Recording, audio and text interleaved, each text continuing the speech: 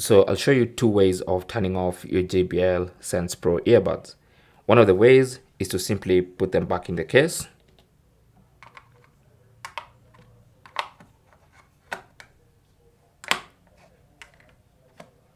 Like that.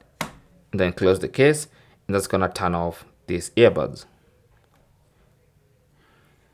Another way is to go to the app.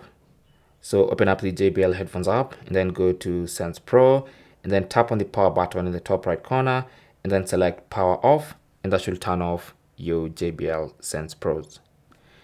Now I'm going to show you a third way, a bonus way, is to automatically turn them off. And to do that, you need to go to other and then go to the auto power off feature, turn that on, and then set the time limit for when you want to your headphones to automatically turn themselves off due to inactivity.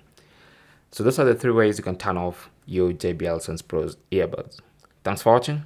Good luck.